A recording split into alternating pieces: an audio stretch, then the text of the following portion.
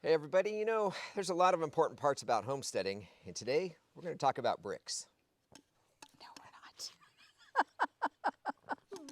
Okay, we're talking bricks technically, but not bricks. What better intro? Works for me.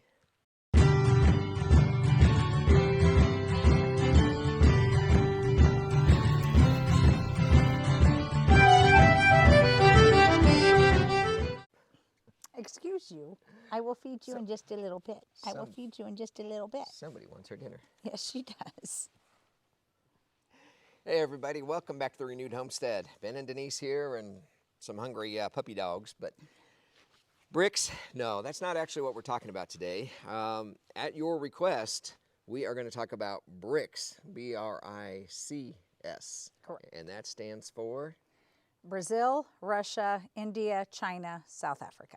We're going to talk about some money today and a little background to it and what's going on.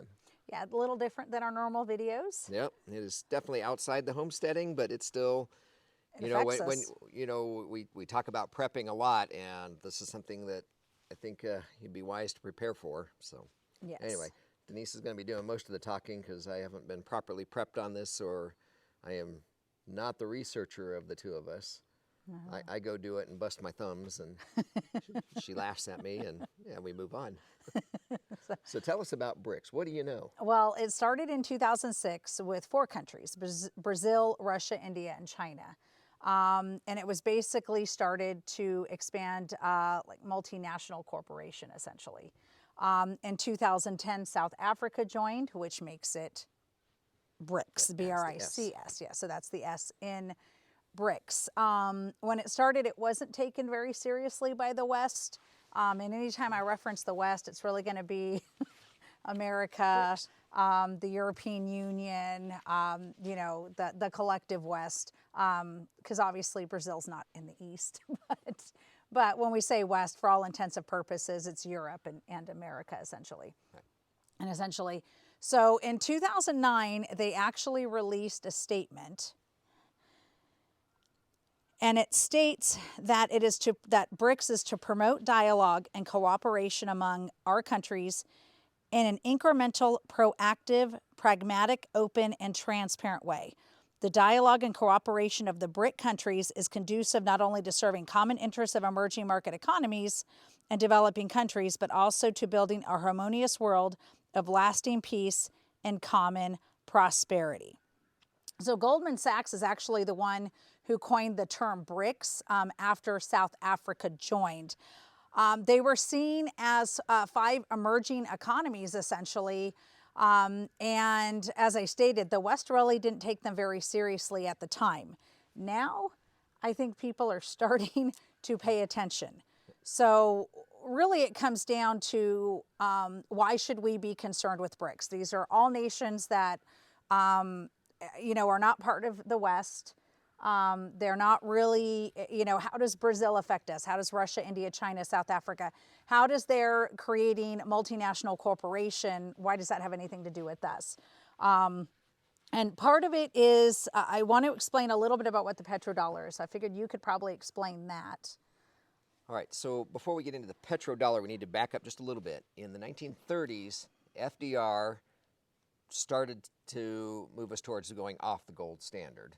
And in fact, for a while there, it was illegal to own your own gold other than jewelry. The government basically offered a buyback program. Isn't that crazy that you couldn't own gold? Right. Like, it just blows my mind that a government could tell you can't own gold. Yeah.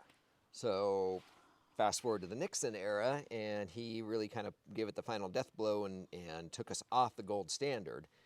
And at that time, we were working with Saudi Arabia and said, essentially, in exchange for our protection, you will sell your oil in U.S. dollars. And that became the World reserve currency. Thank you, world reserve currency. And that has given America that foundation from which we seem to want to share our values and our direction with other countries. Yes. And, well, with this BRICS coming in, And BRICS is creating their own currency. They have a name for that? Well, right now they actually have a bank, and it's called they call it the BRICS National Bank, is what it's known by. Okay. There's a technical name for it, but it's the BRICS National Bank. But their monetary system is backed by gold. China and Russia have been buying up all kinds of gold. In fact, even telling their citizens, you might want to have some gold on hand if you can. Yeah, Russia's been telling their citizens to buy gold. Yeah, so if they get this gold-backed currency, well, yeah, so that's foundation. so they're in process of starting their own currency, which would be gold-backed currency. Because right now, I don't know if y'all have heard the term fiat currency. Basically, fiat currency is any currency that is not backed by commodities like gold or silver. Now, for a good part of our country, we were actually backed by commodities up until FDR. We were backed by gold and silver, and then we became backed by gold. And often what we talk about is FDR took us off the gold standard, essentially, even though we were supposed to still have something like 40%, I believe, of our 40% of our currency backed by gold. But then Nixon just kind of dealt it the death knell. Yeah. And of course, if it's not backed by gold, then you can print as much money as you want. Right. Has to go by faith. I mean, we were gold backed, then it's more or less oil backed, and so yeah, the faith in that piece of paper.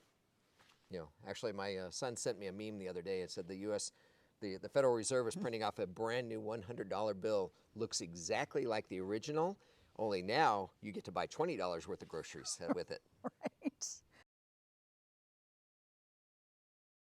Ouch. Yes. So part of the reason why we should be worried about BRICS is partly because of the currency, because countries like Saudi Arabia, Kazakhstan, I believe Algeria's applied to join, Mexico just applied to join, but countries like Saudi Arabia and others are actually looking to join BRICS. Now they haven't officially applied, but Putin and Xi Jinping is actually flying to Russia to meet with him, I believe, in the next couple of days, have talked about them joining and have both said they would be an amazing asset. Of course they would, because what happens if Saudi Arabia joins BRICS? America is no longer, the American dollar is no longer part of the world reserve currency. Guys, we crash. I mean, our standard of living is going to drop by, I would say, at least 40% if that happens, at least. So that's where we're shipping our oil in, loading all that oil into big barges and going across the sea using, I don't know how many millions of gallons of fuel to get that oil here, then to ship it by truck and train and all that into the oil refineries when we could just pump it out here. But yeah, it's madness. Anyway, sorry. I digress. Yes. So the objectives of BRICS are energy, of course, customizing the use of resources, improving international trading development, better representation of emerging economies, and providing humanitarian assistance. Now, one of the reasons a lot of these countries are starting to come together is because they're starting to smell blood in the water. America's weak. I think this has been coming for a long time. We went from a bipolar world, essentially, between America and the Soviet Union. And then you had a unipolar world, which has been America since the fall of the Soviet Union. And now we're starting to emerge into a multipolar world. And the West doesn't like that so very well. Yeah, and don't turn us off or tune us out or stop the video because we said America is weak. I mean, we're explaining why we're seeing that. We're going to explain that to you. Don't just shut it off now, because I know some people are like, America's not weak. Well, that's why you're watching this video. Yes. So America is getting weaker. I think we're going to have to accept the fact that we're going into a multipolar world. BRICS is going to be a huge part of that, I do believe. Some of you might not believe that. I do. I think a lot of other, and look, I'm not a political analyst. Ben's not a political analyst, but I've done a lot of research on this. And I know a lot of political analysts are saying the same thing.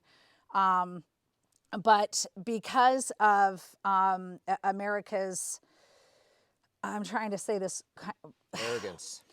not just arrogance. I think it was said best, and I cannot remember who said it, but they said, and this has been really for the last probably 30 or so years, that America doesn't have allies, it just has countries it bullies less. And we have not, I mean, we have said, okay, and democracy is great, y'all. We're a democratic republic, and it has worked for us. But for so many years, we have gone to other countries and said, this is the only way to do this, right? You have to do it our way. We've done so many color revolutions and regime changes in other countries, and other countries are now starting to see that we are weak. And a lot of them, I mean, guys, just to give you an example, two countries in Africa, one kicked out Macron and the other kicked out major German foreign minister. I can't remember his name right off, but it's showing you that people are starting to look and say, hey, there are other options, and they are starting to recognize that this is becoming a multipolar world. Now, with that said, why should we really care? Now, I'm going to go over some stats with you. Well, should we, and maybe you'll get into this, should we talk about why we're saying we're weak? Say, because our inflation rate is out the roof, and, we've shipped off all of our manufacturing, so we're totally reliant on other countries. Namely China. Yeah. So we have some manufacturing in this country, but not much. No.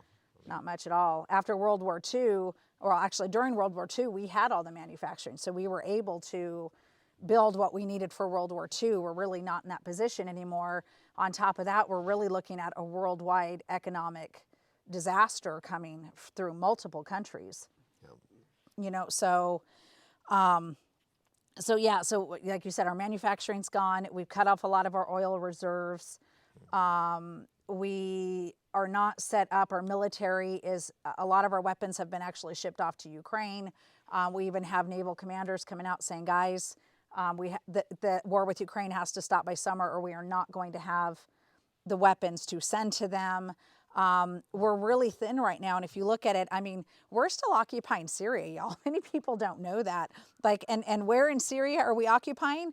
The oil, where the oil is. So, well, and our military, our recruitment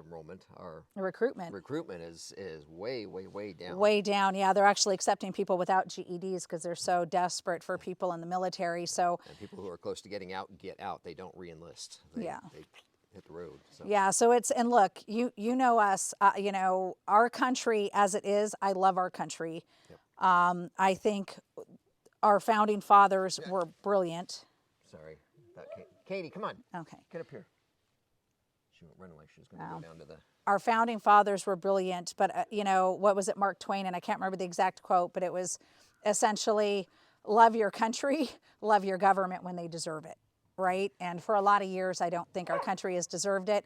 And I'm not just picking on the current administration. I'm picking on the last several years of administrations, y'all. Last couple of decades, really. Yeah, last probably 30, 40 years. But let me give you some stats right now, and this is why I think y'all ought to pay attention to BRICS, okay? And I've got some notes here because I was not going to remember all these numbers. All right, so BRICS nations currently have a combined population of over 3 billion people, which is about 42% of the world's population. It spans 26% of the planet's surface. They account for roughly 32% of the world's GDP. It's expected to hit 50% by 2030. Right? We talked about them establishing the new development bank, which is also known as the BRICS banks, to raise funds for development and to help other emerging economies. This was set up in 2014, and it was an alternative to the IMF. They really felt that the U.S. had become too strong, so they started making plans in 2014 to create their own bank. All right, so to put this in perspective, they have a GDP of over 16 trillion U.S. dollars right now, currently. They are the third largest economy, essentially, after the EU and the U.S. U.S. is obviously first EU and then BRICS. So countries that have applied to join currently, Mexico, Argentina, Iran, and Algeria, right? And I don't see any reason why BRICS is not going to accept their applications, right? Now, this is where it gets really interesting. So the ones that they are expected to join, Saudi Arabia, Turkey, Egypt, Afghanistan, Indonesia, Kazakhstan, Nigeria, Senegal, Nicaragua, even Thailand, and the UAE. So just to give you an example, what might make this interesting, as we talked about with Saudi Arabia, and this is why we mentioned the petrodollar, because right now Saudi Arabia may be looking to join BRICS, which if they decide that they're going to start accepting other currencies, which they currently are, they're actually accepting the yuan right now for oil. But if the U.S., if they decide, hey, look, we're going with specific currencies, you know, we don't need to accept the U.S. dollar, and we come off of the world reserve currency, that's when we really have to worry. Now, a lot of people are going to say, well, we've got so many American dollars out there, so many countries are still paying in American dollars, and that's true. But if more countries are starting to see that we're becoming a multipolar world, loyalties may start to shift, right? And we're already seeing those loyalties, especially with Mexico, Argentina, Iran, and Algeria. Saudi Arabia is on very friendly terms with Putin and Xi Jinping. Just to give you an example, go back, if you're curious about this, go back and look at the reception Biden received, and then go back and look at the reception Putin received in Saudi Arabia. It tells you all you need to know right there, right? Another thing that's very interesting with Turkey, Turkey is also a NATO member. So, right? So Turkey joins, it's going to be a very interesting thing, right? So if these countries join, it would create a GDP 30% larger than the United States. It would be over 50% of the world's population and control over 60% of global gas reserves. Let that sink in. 60% of global gas reserves. All right? Now, as the war in Ukraine rages on, a lot of countries are taking note. Now, one thing that a lot of other countries in the East, and when I say East, I'm talking about the countries, you know, not America, not Europe. So one of the things that's really pushed a lot of people towards this, and you can find this in a lot of the countries' news outlets. So in 2014, there was a regime change, and we were part of that. We actually caused the regime change in Ukraine.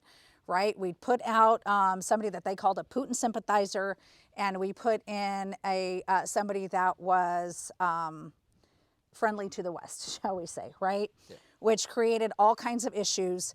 In 2015, we had the Minsk Accords, and Germany and France basically oversaw those accords. Minsk Accords, it's a complicated situation, but essentially it said that the Donbass region would remain they would remain part of Ukraine, but they would still be autonomous. They would be able to educate their children in Russian. They would speak Russian. They would still keep their religion, the Russian Orthodox Church. And then when Putin invaded last year, right before he invaded, he had asked France and Germany to come to the table to uphold the Minsk Accords. Well, just a few months ago, this is interesting, because France and Germany never came back to the table, right? Last, I think it was January, Putin was trying to get them to the table. And look, guys, I'm not saying that we're for Russia, we're for Ukraine. I'm just explaining the situation, right? So just a few months ago, Angela Merkel and the president of France at the time, oh my gosh, and I can't remember the name of the former president, prime minister of France at that point. But they both came out just a few months ago and said they had no intention of upholding the Minsk Accords. And you can actually look this up. They had no intention of upholding the Minsk Accords at all. The only reason they did the Minsk Accords was to give Ukraine time to build up their armies. Right? Yep. So a lot of other countries took note of this and said, well, why should we trust the West when they came out and just said they lied? Yep. Right? So this was something that a lot of other countries don't understand. So more evidence for the fact that other countries are starting to turn away and are starting to move towards BRICS. I don't know if y'all heard, mainstream media hasn't been talking about this a lot, and this is pretty huge news. Saudi Arabia and Iran just had a rapprochement. And it was not the U.S. that was at the table that negotiated that. It was China, right? You probably need to tell them what a rapprochement was. Basically a peace, a kind of a peace accords, a end of hostilities, I guess is a way to say it. Right, guys? This is huge. And like I said, up until this point, nothing happened in the Middle East without the U.S. China is now the big player there. So that's just more evidence that more and more countries are starting to recognize BRICS as something to pay attention to. So you guys can, you guys can take this for what you will. I just know what I am seeing and what other countries are saying. I actually don't get most of my news from American news sources. I actually go to the other countries' news sources and get them from there, as well as independent journalists. Because I have found that our mainstream media doesn't really give us, and I'm including Fox News, CNN, MSNBC. I'm talking about all of the mainstream news. So I look outside of that. Yeah, and they could be lying too. I mean, sure, they could be lying, but were you going to mention a couple of those independents that you like to watch? Oh, the Duran is one. Yeah. Yeah, the Duran is phenomenal. Brian Berletic at the New Atlas is also phenomenal. Angry Warhawk is another good channel, but Duran by far, if there's only one you can do, the Duran for sure. Go check it out. It's good information and it seems very spot on. Yeah, and then this was it. It was Congo and Namibia. I knew I had written that down. Congo and Namibia basically shut down Germany and France, and basically came out and said there are other options besides the West. So, yeah. So, like I said, this is just a basic overview. I mean, we tried to keep this short, but there's so much more we could go into, y'all. This is just a very basic overview of BRICS and why we feel like you should be paying attention and why you should be concerned. I would definitely recommend, if you can, gold and silver. Yeah. Get gold and silver, pay off your debt. We're in the process of paying off our mortgage and trying to get it paid off as quickly as possible. We've gotten a lot paid off in 2 years, but we still have a little bit more to go. Yeah. But get your debts paid off. Buy some gold, buy some silver. Silver's easy to get your hands on. Gold, well, both are still easy to get your hands on. It's just a matter of, gold's a lot more expensive. It's a lot more expensive. Silver is a little more, $21, $22 an ounce right now. So, and the thing that I do mention with that, when people talk about it, it's like, oh, well, I can't afford half a pound of gold or even a half a pound of silver. You wouldn't want that, because if it came down to where you were actually bartering, if U.S. dollar did just completely collapse and people weren't accepting it, well, you don't want a piece of silver that's worth $500 because you go try to trade with a neighbor or somebody who's got a loaf of bread. Well, all I've got is a $500 piece of silver. Sorry, I can't make change. So, it's smaller denominations are really good to have on hand is what I'm trying to suggest to you. But. Yeah, and like we said, the BRICS currency that they're developing is going to be a commodity based. It is not a fiat currency. And China and Russia, along with other countries, are buying a lot of gold right now. So just something to keep in mind. Prepare. We're big into preparation. We've got videos that talk about different ways you can prepare. We can, there's a lot going on with the Ukraine war. A lot has happened during the Ukraine war. We can go into that. There's a lot to go into. If you want us to go into that, we can. You can put it in the comments if you're curious about kind of what's happening in Ukraine. Guys, just know this. It is an extremely complex situation. One is not Satan. One is not an angel. There's a lot going on that a lot of us are not hearing about actually, we're not hearing about it at all in our mainstream media. So just keep that in mind. And over 100,000 Ukrainians have lost their lives, and the average amount of time a soldier will last on the front line? 4 hours. 4 The hours. average lifespan in Bakhmut right now is 4 hours for a Ukrainian soldier. It's got to stop. Yeah. That's my 2 cents. It's got to stop. Yeah, there's a heartbreaking article. I'll see if I can find the link and send it to y'all. I think it was in Politico, if I remember correctly. Yeah. A 54-year-old infantryman, 54 infantry.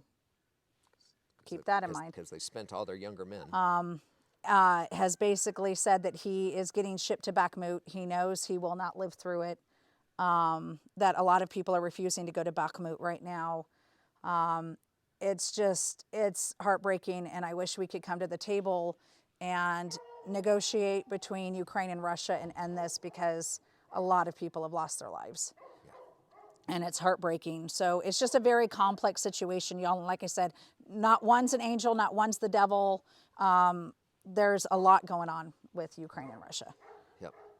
These are human beings. These are people's sons and daughters dying, Mothers, and they don't fathers.